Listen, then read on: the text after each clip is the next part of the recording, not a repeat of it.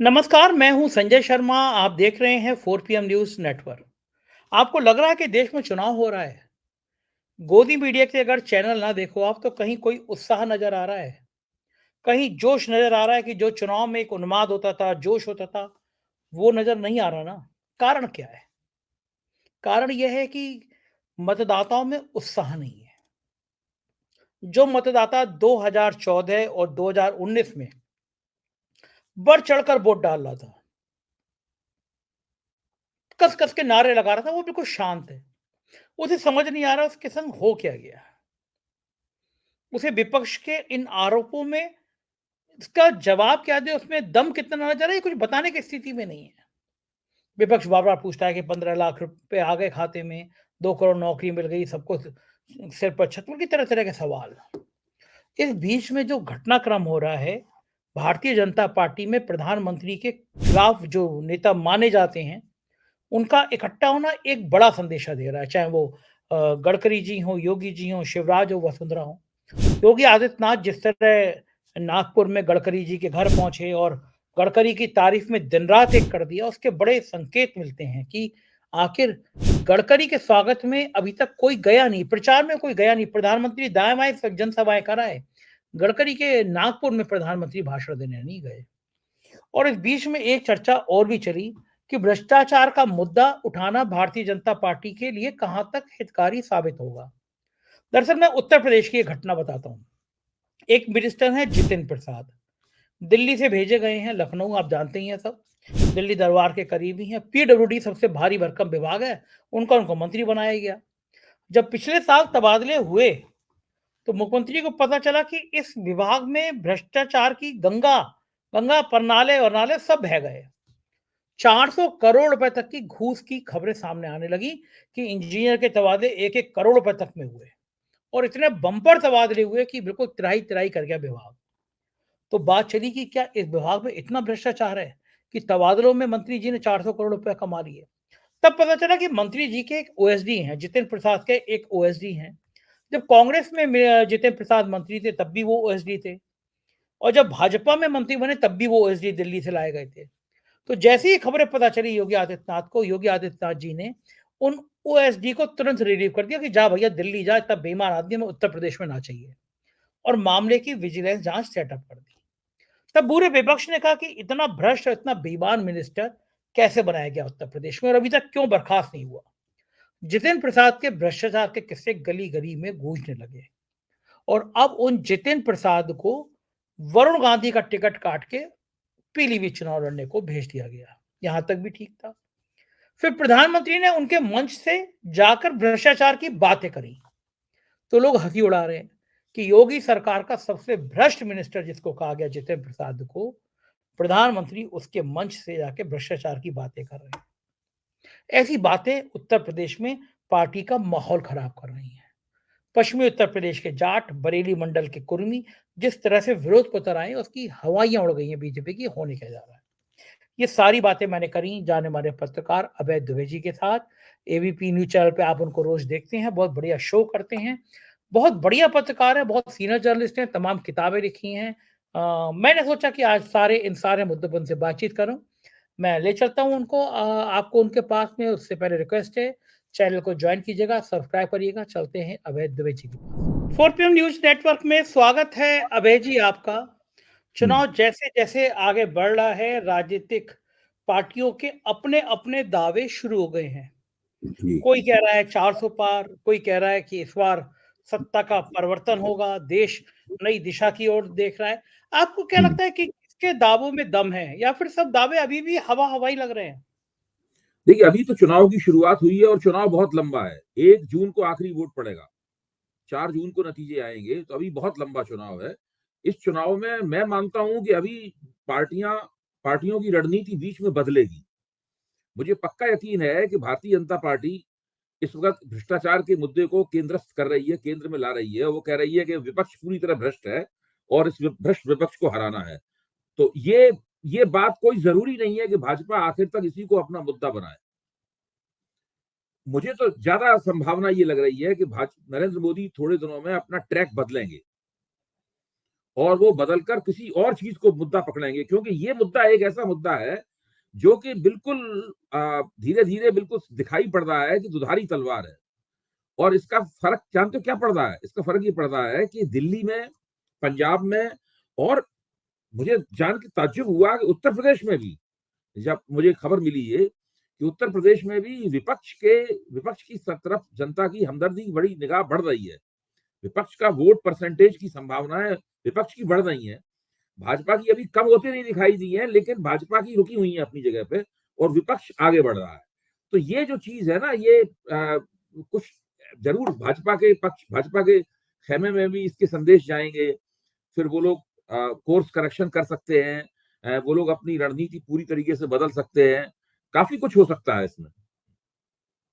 लेकिन इस काफी कुछ हो सकता है के बीच में एक द्वंद ये है कि ये हम्म, पहला चुनाव है जो बहुत अभी लय में नहीं आ पा रहा।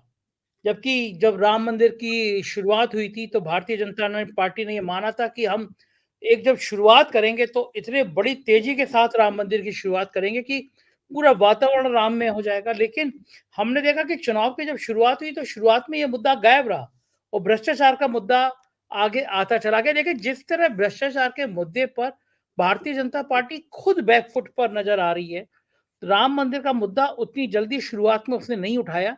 तो इसके पीछे कारण क्या है? देखिए, लय में इसलिए नहीं आ पा रहा है कि 2014 का चुनाव तो कांग्रेस विरोधी चुनाव था। कांग्रेस के खिलाफ नाराजगी भ्रष्टाचार विरोधी आंदोलन के कारण बन गई थी। सही हो गलत हो, आज मैं मानता हूं कि उसमें बहुत सी बातें गलत थी, एक भी बात साबित नहीं हुई। जो 2G 3G घोटाला वगैरह, सही कोल घोटाले की बात थी, किसी में किसी कोई सजा नहीं हुई, सब छूट गए। जज सवेरे शाम तक इंतजार करता था, जज बैठकर, कि कोई सबूत आएगा, सबूत नहीं आता था। तो कुछ भी नहीं हुआ। वो पूरा का पूरा भ्रष्टाचार का कांग्रेस सरकार के ऊपर जो इल्जाम था, वो इल्जाम आज तक तथ्यगत रूप से प्रमाणित नहीं हो पाया है। कपिल सिब्बल ने जब जीरो लॉस थ्योरी दी थी तो सब लोगों ने उस वक्त उसका मजाक उड़ाया था, मैं भी उसमें था उनका उपहास करने में, लेकिन वो दरअसल वो थ्योरी सही साबित हुई। मैं आपके सामने स्वीकार कर रहा हूं, वो दरअसल कोई लॉस था नहीं। देखिए, दो सीजेआई ने, एक TN चतुर्वेदी ने बोफर्स के जमाने में जो किया, और उसके बाद में दूसरे सीजेआई जो कि भ्रष्टाचार विरोधी आंदोलन के दौरान सीजेआई थे, उन्होंने जो किया उसकी वजह, और उसको सही माना गया, मीडिया भी उसको ले उड़ा, और दूसरी ऐसी ताकतें ने जो पर्दे के पीछे थी, दिखाई पड़ रही थी, उन्होंने इस तरीके से पूरे मसले को प्रबंधित किया बड़ी खूबसूरती के साथ में, और तत्कालीन सरकार इनका मुकाबला नहीं कर पाई, उससे सरकारों को नुकसान हुआ। मैं एक ये बात मुझे मानने में कोई हर्ज नहीं है। अच्छा, अब पहली बार ऐसा हो रहा है कि सरकार विपक्ष के ऊपर भ्रष्टाचार, उस वक्त विपक्ष सरकार के ऊपर भ्रष्टाचार का आरोप लगा रहा था। उन आरोपों से जो व्यक्ति सबसे ज्यादा लाभान्वित हुआ, उनका नाम है नरेंद्र मोदी। वही उसी तीर को जो उन्होंने विपक्ष में रहते हुए कांग्रेस सरकार पे चलाया था, उसी तीर को अब सत्ता में रहते हुए वो विपक्ष की तरफ चला रहे हैं। आप ध्यान कीजिए कि 2014 में कांग्रेस विरोधी माहौल था, जिसकी वजह से इसका फायदा नरेंद्र मोदी को मिला। 2019 में अगर चुनाव साधारण होता, मतलब असाधारण, उसके ऊपर पुलवामा के आतंकवादी हमले और बालाकोट सर्जिकल स्ट्राइक का साया न होता उस चुनाव के ऊपर, तो नरेंद्र मोदी को पूर्ण बहुमत नहीं प्राप्त होता। हो सकता भाजपा सबसे बड़े दल के रूप में उभरती, लेकिन उसको एक गठजोड़ सरकार चलानी पड़ती और नरेंद्र मोदी के प्रधानमंत्री बनने पर भी एक सवालिया निशान लग जाता। लेकिन ये जो घटना हुई पुलवामा की, उसके बाद से कुछ इस तरह का माहौल बना, इस तरह का प्रचार हुआ, घुस के मारा। मैं तो उन दिनों काफी दूर मैंने यात्रा की थी, कदम कदम पर बड़े बड़े होर्डिंग लगे हुए थे, घर में घुसकर मारा, घर में घुसकर मारा, यही सब उस पर लिखा हुआ था। तो उसका बहुत असर हुआ। आज ये चुनाव जो है ना, ये एक साधारण चुनाव है। साधारण चुनाव का मतलब मैं उस लिहाज से नहीं कह रहा हूं कि कमतर चुनाव है, मैं कह रहा हूं इसके ऊपर किसी बड़ी घटना का साया नहीं है। ये उससे प्रभावित चुनाव नहीं है। इसके पीछे कोई आंदोलनकारी वेग, आंदोलन की वजह से जो जनता की राय बन जाती है, वो भी नहीं है। कोई ऐसी कोई घटना भी नहीं है, लोगों को लग रहा हो कि हमारी आंतरिक सुरक्षा खतरे में है, हमारी सीमाओं की रक्षा ये ऐसी स्थिति भी नहीं है। इसीलिए नरेंद्र मोदी एक मुद्दा बनाना चाहते हैं। वो चाहते हैं कोई ऐसा आवेशपूर्ण मुद्दा बने, एक आवेगपूर्ण मुद्दा बने। इसलिए वो भ्रष्टाचार के मुद्दे को हवा में उछालकर लिटमस टेस्ट कर रहे हैं। लेकिन जैसी उन्हें पता चला कि लिटमस टेस्ट कामयाब नहीं हो रहा है, वो इस मुद्दे को बदल लेंगे। फिर वो कोई नया अंदाज लगाएंगे। अभी देखिए उन्होंने एक और नया लिटमस टेस्ट करना शुरू किया है साथ में। कांग्रेस के घोषणा पत्र को जिस तरह उन्होंने मुस्लिम लीग से प्रभावित घोषणा पत्र करार दिया है और उसके बाद सारे बीजेपी के लोग मुस्लिम लीग कहना शुरू कर दिया है, वो भी एक तरह का लिटमस टेस्ट है। मतलब वो ये सब बात अभी भाजपा के मन में भी स्पष्ट, ये बिल्कुल अंतिम रूप नहीं है कि भ्रष्टाचार का ही मुद्दा बना रहेगा। हो सकता है वो ये मुद्दा ले आए कि साहब आपने मुसलमानों को इतनी रियायतें दी है, उसमें पूरी तरह चुनाव को सांप्रदायिक कर दें। आखिर जब उन्हें लगेगा इन लोगों को कि नहीं किसी भी तरीके से हम चुनाव नहीं जीत पा रहे हैं, हम हमारे वोट नहीं बढ़ रहे हैं, विपक्ष के वोटों का बढ़ना नहीं रुक रहा है, तो चुनाव को एक बार पूरी तरह सांप्रदायिक भी करेंगे। उसके लिए भी हम लोगों को दिमागी रूप से तैयार रहना चाहिए। आप तो आपको क्या लगता है कि ये कोशिशें जो सांप्रदायिक उन्माद की कोशिशें हैं, क्या ये चुनाव के समय तक कामयाब हो पाएँगी? क्या एक स्टेज पे ये मतदाता ये मान नहीं लेगा कि जब-जब चुनाव आता है उससे पहले ये कम्युनल टेंशन पैदा करने की कोशिश की जाती है, उन्माद बढ़ाने की कोशिश की जाती है? क्या देश के नागरिक को ये नहीं पता, बल्कि मैं एक वो मुझे शेर याद आ रहा है, सीमाओं पे भी तनाव बढ़ जाता था, तो वो शेर था ना कि सीमाओं पर कुछ तनाव है क्या? मालूम करो चुनाव है क्या? जी, जी। तो पता है देश के नागरिकों की देखिए, क्या आपकी खेल बात हो। सही है। संजय जी, आपकी बात सही है। अगर आप पिछले 10 साल का रिकॉर्ड देखें, तो जब-जब चुनाव के दौरान में सांप्रदायिक लाइन ली गई है, वो कामयाब नहीं हुई।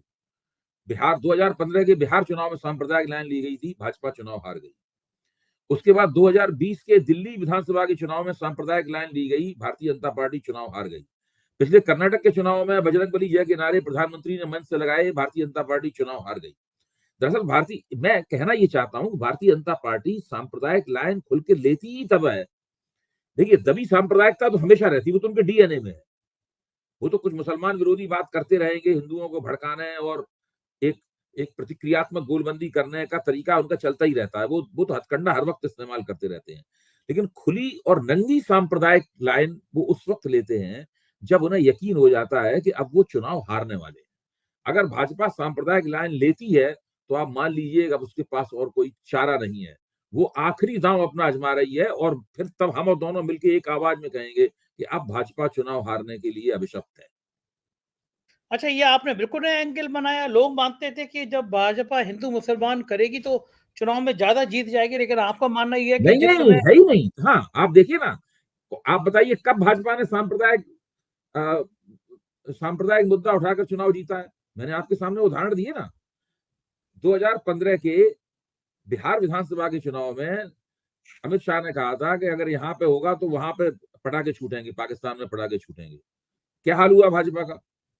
उसके बाद में दिल्ली के चुनाव में शाहीन बाग के मसले पर अनुराग ठाकुर वगैरह सबने कहा ना कि मारो गोली सालों को वगैरह, पूरा चुनाव इसी तरह चला कि अगर वो भाजपा जीत गई, अगर ये आम आदमी पार्टी जीत गई तो हिंदुओं की बहू बेटियां खतरे पड़ जाएंगी, घर में घुस घुस कर खींची आएंगी, ये सब इन लोगों ने कहा ना। है, भाजपा यहाँ भी चुनाव हार गई। ज्यादा ज्यादा 3 से सीटें बढ़ के उसकी 7 हो पाई। हुँ, इससे आगे नहीं बढ़ी भाजपा। अभी हुँ, कर्नाटक में बजरंगबली वाला मामला, खुद प्रधानमंत्री ने मंच से जय जयकार के नारे लगाए बजरंगबली के, लेकिन नहीं है। अभी पश्चिम बंगाल में आप देखिए, पश्चिम बंगाल में भारतीय जनता पार्टी ने आखिरी दौर में जम के ममता बनर्जी को खाला ममता कहा, बेगम ममता कहा। सब लोग ममता बनर्जी को खाला ममता बोलते थे, बेगम ममता बोलते थे, ये दिलीप घोष वगैरह। क्या हुआ? भारतीय जनता पार्टी वहां भी बुरी तरह चुनाव हार गई। आप बताइए ना मुझे एक वो उदाहरण, जब भारतीय जनता पार्टी ने सांप्रदायिक मुद्दा उठाया हो और वो चुनाव जीत गई हो। भारतीय जनता हुँ। पार्टी सांप्रदायिक मुद्दा उठाती ही तब है जब उसे लगता है कि अब उसके पास और कोई मुद्दा नहीं बचा, इसलिए खुल के नंगा खेल खेलते हैं, चलो जो होगा सो देखा जाएगा। तब वो अपने जो उसकी विचारधारा है उसमें उसके ऊपर आ जाती है। बिल्कुल ठीक कह रहे हैं कि ये जब वो ऐसी विचारधारा है उसके ऊपर आ जाती है, लेकिन जब आपने अभी एक बात कही कि उत्तर प्रदेश में आप देख रहे हैं कि उत्तर प्रदेश में अप्रत्याशित रूप से विपक्ष का वोट बढ़ता जा रहा है। तो उत्तर प्रदेश में एक और समीकरण तेज़ी से बढ़ता चला जा रहा है, वो है क्षत्रियों का विरोध प्रदर्शन या जातियों का विरोध प्रदर्शन। सहारनपुर में क्षत्रियों की एक बड़ी पंचायत हुई जिसमें कहा गया, नारे लगाए गए और कहा गया, व्हाट्सएप ग्रुप पे चला कि योगी को बचाना है तो मोदी को हराना है। अब ये मामला खत्म नहीं हुआ था कि बरेली में 5-6 बार के लगातार सांसद संतोष गंगवार, बड़ी बड़ी रेपुटेशन है, बहुत बड़ी रेपुटेशन है कुर्मियों के। मेरे ख्याल से उत्तर प्रदेश के सबसे बड़े नेताओं में के उनकी गिनती होती है। बरेली, बदायूं, शाहजहाँपुर, पीलीभीत, ये 3-4 जिले ऐसे हैं जो कुर्मी बाहुल हैं। अचानक संतोष गंगवार का टिकट काट दिया गया, उनसे 2-3 महीने पहले तैयार रहने को कहा गया, तैयारी करने को कहा। अचानक टिकट काट के छत्रपाल गंगवार को दे दिया, जो बरेली के हैं भी नहीं। और बरेली के मेयर जो है उमेश गौतम, उन्होंने एक ब्राह्मण सम्मेलन में संतोष गंगवार के लिए अपशब्द कह दिया, वायरल हो गया। इतना हंगामा बचा कि प्रदेश अध्यक्ष तक के लोगों ने घेराव कर लिया। उधर ठाकुर नाराज, इधर कुर्मी नाराज, और फिर धनंजय से लेकर ब्रजभूषण तक की बातें चर्चा में रहने लगी कि भाई क्षत्रियों को इसलिए निपटाया जा रहा है कि योगी आदित्यनाथ बड़ी दावेदारी ना कर दें। तो क्या लगता है आपको अभी ये जो दिल्ली और यूपी की जो लड़ाइयां हैं, जो कोल्ड वार हैं, जिनकी चर्चा राजनीतिक गलियारों में है, बीजेपी की पार्टी के कार्यकर्ताओं के बीच में है, क्या ये लड़ाई भी कुछ गुल खिला सकती है? रहे उससे सहमत होते हुए मैं कह रहा हूं, एक और बात है। वो बात यह है कि मुझे लगता है कि भारतीय जनता पार्टी के अंदर सरकार, पार्टी और पूरी चुनाव नीति, उसके ऊपर जो नरेंद्र मोदी और अमित शाह का जो नियंत्रण है, जो कठोर केंद्रीकृत नियंत्रण है, मतलब जो है, उसके प्रति भी भारतीय जनता पार्टी के अंदर बेचैनी पैदा हो रही है। कार्यकर्ताओं में एक तरह का गुस्सा है और हतोत्साहित है वो इस बार हमेशा की तरह इतने उत्साह के साथ वो जो मतदाताओं को निकालते थे और वो पोलिंग बूथ तक ले जाते थे, मुझे लगता है कि इस बार चुनाव में उतने उत्साह के साथ नहीं होगा काम, क्योंकि वो देख रहे हैं कि भाई किसी के हाथ में कुछ नहीं है, किसी से कुछ भी पूछा नहीं जाता, कोई तर्क नहीं है, कोई क्राइटेरिया, कोई कोई कोई आधार नहीं बनाया गया है ऐसा कि किस आधार पे हम किसी का टिकट काट रहे हैं, किसको दे रहे हैं टिकट, आखिरकार है क्या मामला, ये कौन है जो सब कुछ तय कर रहा है। ठीक है, मैं मानता हूं कि भाजपा एक कारपोरेट मॉडल पे चलती है, ऊपर से आदेश, ऊपर कुछ लोग बैठे हैं, 2-3 लोग ऊपर, 2 लोग बैठे हैं, ऊपर से आदेश प्रवाहित होते हैं और उम्मीद की जाती है कि नीचे तक उन आदेशों को माना जाएगा। लेकिन कारपोरेट मॉडल की एक खास बात होती है कि ऊपर के लोगों की जो वो जो की जो तर्क बुद्धि है, ऊपर के लोगों का ये जो एक जैसे कहते हैं रैशनल रैशनल माइंड है, मतलब जो है विवेक है ऊपर के लोगों का, उस पर लोगों का बड़ा भरोसा होता है कि बोर्ड जो कह रहा है वो ठीक कह रहा है, वो कंपनी के हित में कह रहा है, इसलिए सब लोग उस बात को मानते हैं और वो दिखाई पड़ता है फायदे में, मुनाफे के प्रतिशत में दिखाई पड़ता है। जब मुनाफे का प्रतिशत नहीं दिखता है तो फिर बोर्ड की अकल पे भी शक होने लगता है। यहाँ पर क्या है कि ये नरेंद्र मोदी और अमित शाह, खासतौर से नरेंद्र मोदी, जिस तरीके से नरेंद्र मोदी को ईश्वर का अवतार बनाया जाना, विष्णु भगवान का अवतार बताया जाना और ये कहना कि उनके अलावा कोई किसी भी जनता विश्वास ही नहीं करती है, घुमा फिरा के वो भी उनको अवतारी पुरुष बताने की कवायद है। ये सब जो हो रहा है, इससे भारतीय जनता पार्टी के अंदर बहुत बेचैनियां हैं। कोई खुल के इस बात को इसलिए नहीं कहता कि भाई सत्ता वहीं से निकल रही है। सब लोग जानते हैं कि अगर इनको गिरा दिया तो किसी के हाथ में कुछ नहीं रह जाएगा, सबको नुकसान होगा। तो सब लोग सत्ता भोगना चाहते हैं, तो अभी जब तक वो खुद लड़खड़ाएंगे नहीं और वोट कम नहीं होंगे, तब तक उनके खिलाफ आवाज नहीं उठेगी। तो ये एक बहुत बड़ा मसला है। ये छत्रियों वाला मसला है, वो भी बहुत महत्वपूर्ण है। इसलिए महत्वपूर्ण है कि देखिए गुजरात में क्या हो रहा है, इस पर ध्यान देने की जरूरत है। पुरुषोत्तम रूपारेल ने जो कहा, उसके बाद गुजरात के छत्री हैं जो पहले से ही वहां पे पटेलों का जो दबदबा है भारतीय जनता पार्टी के ऊपर, उससे दुखी हैं और हमेशा लगता है कि उन्हें हाशिए में फेंक दिया गया। फिर छत्रियों के बारे में इस तरह की बात कह दी गई है।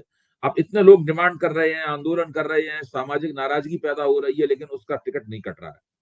वो अपना मोटरसाइकिल पे घूमते हुए वो सब जगह प्रचार कर रहे हैं। तो देखिए, समस्याएं तो भारतीय जनता पार्टी के अंदर बहुत हैं, लेकिन मोदी को जिस तरीके से एक अवतारी पुरुष के रूप में पेश कर दिया गया है और भाजपा वालों से भी उम्मीद की जाती है कि वो भी इस बात को माने, खंडन करने का तो किसी की हिम्मत है नहीं। कोई ये नहीं कह सकता कि भाई ये साक्षी महाराज क्या कह रहे हैं, इनकी बात पे ध्यान मत दो, ये बढ़ा चढ़ा के बोलते हैं। जब चंपत राय ने कहा था तब किसी ने नहीं उसका खंडन किया, नरेंद्र मोदी तो खुद कभी कहेंगे नहीं इस तरह की बात। तो ये सब जो हो रहा है उससे भाजपा के अंदर भी बेचैनियां इस बीच में नागपुर में नितिन गडकरी का चुनाव प्रचार करने कोई बड़ा नेता गया नहीं था। हैं। मोदी जी नागपुर के इधर वाले किनारे, उधर वाले किनारे पे सभा कराए, लेकिन नागपुर नहीं गए। हम्म, ये माना गया कि भारतीय जनता पार्टी में जो गडकरी और जो मोदी के बीच कोल्ड-वार चल रही है, दोनों के बीच जो लड़ाई चल रही है, शीत युद्ध चल रहा है, उसके चक्कर में बीजेपी के बड़े नेता मतलब मोदी और शाह साहब चाहते हैं कि गडकरी नागपुर में ही निपट जाए। उधर कांग्रेस चाहती है कि हर हालत में गडकरी जीत जाएं, क्योंकि गडकरी जीतेंगे तो वो मुकाबला करेंगे। इन सब कशमकश की और चर्चाओं के बीच में योगी आदित्यनाथ का गडकरी के घर पहुंचना, बच्चों के संग फोटो खिंचाना, टेरेस पे खड़े होना, ये कहना कि गडकरी हमारे नेता हैं, गडकरी जैसा नेता नहीं हो सकता, गडकरी के मुँह में ना ही नहीं निकलता, गडकरी से कितनी हज़ारों करोड़ माँगो। गडकरी जी की तारीफ में जितना योगी आदित्यनाथ ने कहा, वो हैरान कर देने वाला था। मतलब एक लिमिट से ज़्यादा भारतीय जनता पार्टी में योगी आदित्यनाथ ने कहा।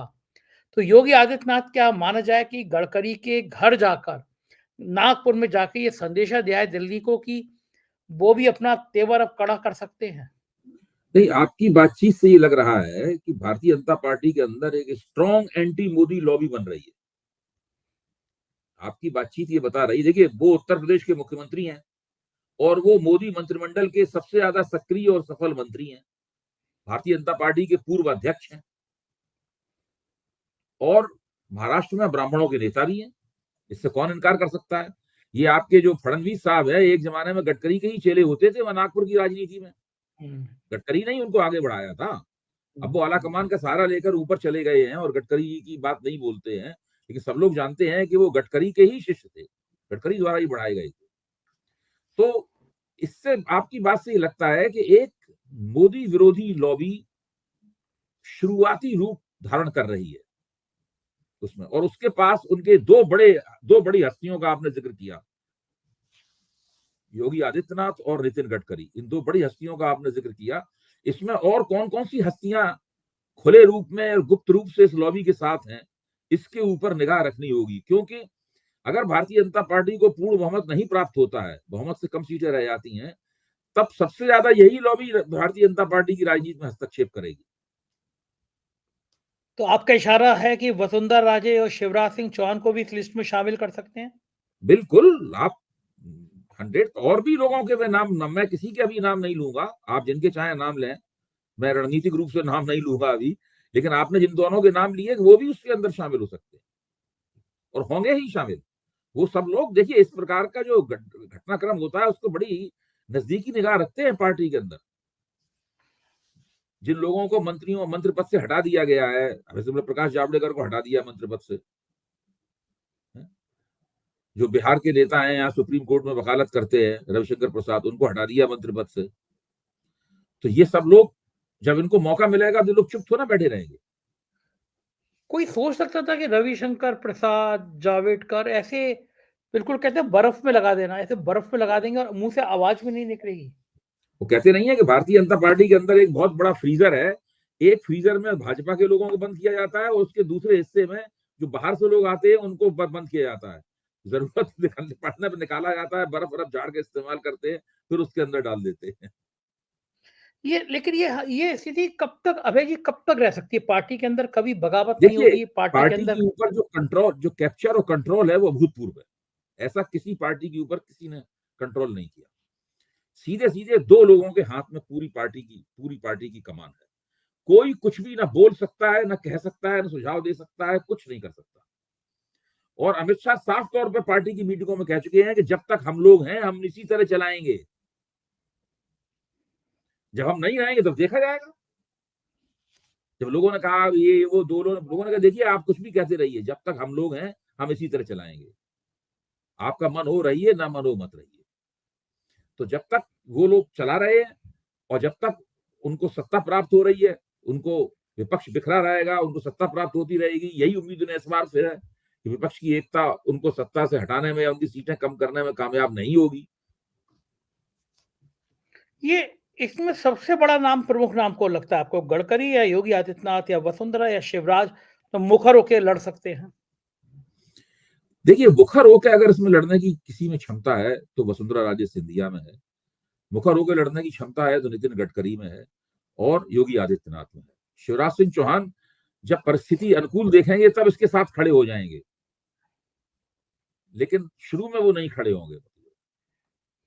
इसी तरह रविशंकर प्रसाद या प्रकाश जावड़ेकर, ये लोग तब अनुकूल तब जाएंगे इनके साथ खड़े होने के लिए जब उन्हें लगेगा कि बिल्कुल वो वो सेफ प्ले कर रहे हैं, मतलब उनको कोई नुकसान नहीं होने वाला है।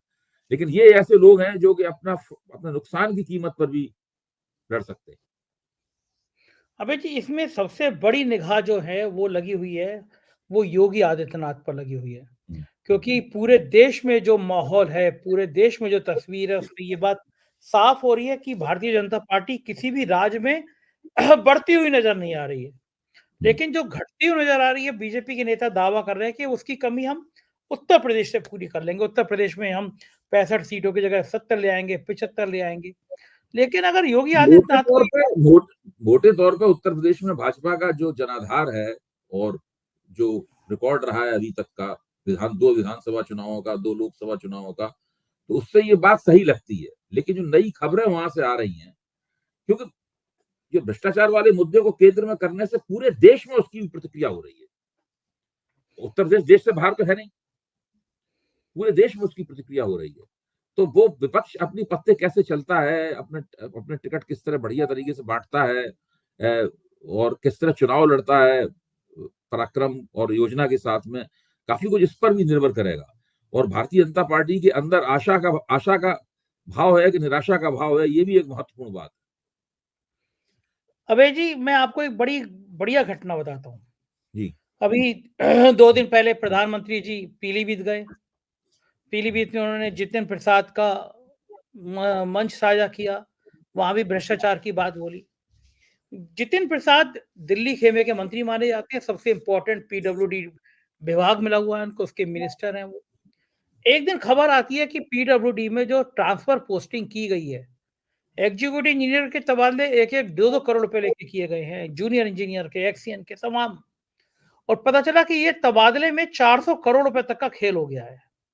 अरे वाह। जैसी खबर योगी आदित्यनाथ को खबर मिली, तो जो जितिन प्रसाद के ओएसडी थे, जब कांग्रेस सरकार में मिनिस्टर थे जितिन प्रसाद, तो वो ओएसडी तब भी जितिन प्रसाद के साथ थे। अब जितिन प्रसाद बीजेपी में आ गए, तब भी वो बीजेपी में वापस, मतलब जितिन प्रसाद के साथ आ गए। दिल्ली से डेपुटेशन में वापस बुलाए गए और जितिन प्रसाद के ओएसडी बना दिए गए। जब योगी आदित्यनाथ को पता चला तो तुरंत योगी आदित्यनाथ ने उनको रिलीव कर दिया कि जाओ ये भ्रष्टाचार का नाटक दिल्ली में फैलाओ। और जितनी ये भ्रष्टाचार के तबादलों की शिकायत हुई थी, उसकी विजिलेंस जांच सेटअप कर दी। विपक्ष ने बड़ा आरोप लगाया कि भाई बिना मंत्री के ये भ्रष्टाचार तो हो नहीं सकता। और पहली बार ये बात सामने आई कि पीडब्ल्यूडी जैसे विभाग में 400 करोड़ का खेल केवल चुनाव में तबादले में हो गया। तो जितिन प्रसाद की छवि एक भ्रष्टाचारी मंत्री की बनी। अब उस जितिन प्रसाद को वरुण गांधी का टिकट काट के पीलीभीत भेज दिया गया। अब उस जितिन प्रसाद के मंच से प्रधानमंत्री भ्रष्टाचार की बात कर रहे हैं। यानी जो जितिन प्रसाद ब्रांड है कि भ्रष्टाचार में, और योगी ने उनके पीए ओएसडी को वापस भेजा, के मंच से प्रधानमंत्री का भ्रष्टाचार की बात करना, क्या संकेत होंगे इसके? नहीं, अब ये जो आप प्रकरण पूरा बता रहे हैं और इतना विस्तार से बता रहे हैं, बारीकियों में जाके बता रहे हैं, ये प्रकरण इसी तरफ इशारा करता है कि विपक्ष के वोटों का प्रतिशत की संभावना उत्तर प्रदेश में क्यों बढ़ रही है। भाजपा जो उत्तर प्रदेश की एक सर्वशक्तिमान पार्टी है, भारतीय जनता पार्टी जो उत्तर प्रदेश में दो लोकसभा के और 2 विधानसभा के चुनाव धड़ाके के साथ जीत चुकी है, जब उसका वोटिंग प्रतिशत जो है, उसका मतदान प्रतिशत जड़ता का शिकार है और विपक्ष का मतदान प्रतिशत का ग्राफ ऊपर की तरफ बढ़ रहा है, तो उसके पीछे यही सब प्रकरण होते हैं ना। लोग देखते हैं इनको कि भाई मोदी जी क्या दावा कर रहे हैं और क्या असलियत है। ये सब चीजों को देखते हैं तो लोगों का मन बदलता है। लोग अपनी जो मतदान प्राथमिकताएं हैं उस पर पुनर्विचार करना शुरू करते हैं। और अभी ये चुनाव की बिल्कुल शुरुआत है। देखिए, धीरे धीरे करके चुनाव जैसे जैसे आगे बढ़ेगा, जैसे जैसे उसमें बहुत सारा मतदाताओं को नए नए निर्णय लेने पड़ेंगे। बिल्कुल ठीक बात है। और पता नहीं तस्वीर किधर किस रूप में बैठेगी। बहुत कठिन है डगर पनकट की। बहुत बहुत शुक्रिया अभय जी, आज आपने राजनीति की इतनी विस्तार से जितनी बातें की। आसानी से पहले माना जा रहा था कि भारतीय जनता पार्टी के लिए चुनाव केक वॉक है, उतना है नहीं। मतलब उतना है नहीं, और उत्तर प्रदेश में और फंस गया मामला आके, तो और ज्यादा जी जी मजेदार सीन हो गया। जी। शुक्रिया, थैंक यू अभय जी, बहुत बहुत शुक्रिया। तो ये थे अभय दुबे जी, और आपने सुना विस्तार से कि क्या क्या बता रहे थे। जाहिर है कि इस तरह की बातें बीजेपी का माहौल खराब कर रही हैं। आपको क्या लगता है कि चुनाव में कितना दम है? मुझे आपकी राय का इंतजार रहेगा। अपने सुझाव जरूर बताइएगा। शुक्रिया, थैंक यू।